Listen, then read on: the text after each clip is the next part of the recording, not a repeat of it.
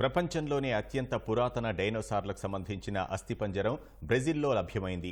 23.3 కోట్ల సంవత్సరాల క్రితం నాటిదిగా దీన్ని భావిస్తున్నారు.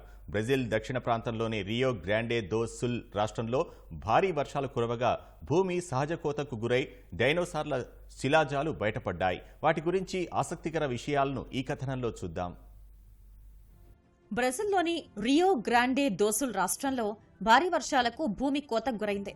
ఆ ప్రాంతంలో శాస్త్రవేత్తలు ప్రపంచంలోనే అత్యంత పురాతన డైనోసార్ల అవశేషాలను గుర్తించారు. సావో జోవో డో పోలసిన్ మున్సిపాలిటీలో రిజర్వాయర్ పక్కన తవ్వకాల్లో వీటిని గుర్తించారు.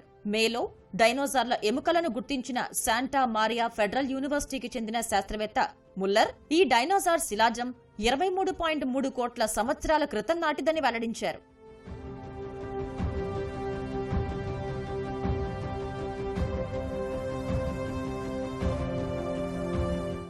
ఒకానొకప్పుడు భూమిపై ఖండాలన్నీ పాంగియా అనే ఒకే భూభాగంగా ఉండేవి.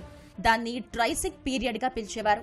ఆ సమయంలోనే డైనోసార్లు తొలిసారిగా పరిణామం చెందినట్లు శాస్త్రవేత్తలు భావిస్తున్నారు.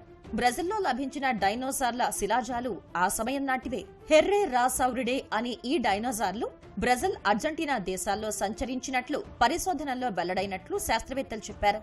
ఈ తవ్వకాల్లో రాక్షస బలుల శిలాజాలను గుర్తించడం తనతో పాటు తోటి శాస్త్రవేత్తలకు ఎంతో ఆశ్చర్యంగానూ ఆనందంగానూ ఉందని టెంప్ ముల్లర్ అన్నారు.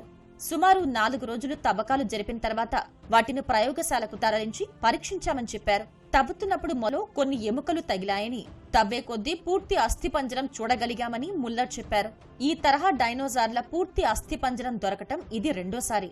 ఈ శిలాజాలు ఇదివరకే గుర్తించిన జాతికి చెందినవా లేదా కొత్త రకమైనవా అన్నది తెలియడానికి కొన్ని నెలల సమయం పడుతుందని ముల్లర్ అన్నారు. ఈ శిలాజాలు ఏమాత్రం ధ్వంసం కాకుండా పరిశోధనలు చేయాల్సి ఉంటుంది. డైనోసార్ల చిన్న చిన్న శిలాజాలు ఇంకా ఆ ప్రాంతంలోనే ఉన్నాయి. అవి వర్షాల వల్ల దెబ్బతినే ప్రమాదం ఉందని శాస్త్రవేత్తలు పేర్కొన్నారు. వర్షాల తర్వాత శిలాజాలు ఎక్కువగా కనిపిస్తాయి. వాటిని కప్పి ఉంచే అవక్షేపాలను తొలగించడం ద్వారా నీరు ఆ పదార్థాలను బహిర్గతం చేస్తుంది. డైనోసార్ల అవశేషాలు లభ్యమైన రియో గ్రాండే దో సుల్ ప్రాంతంలో ఈ ఏడాది రికార్డ్ స్థాయిలో వర్షపాతం నమోదైంది.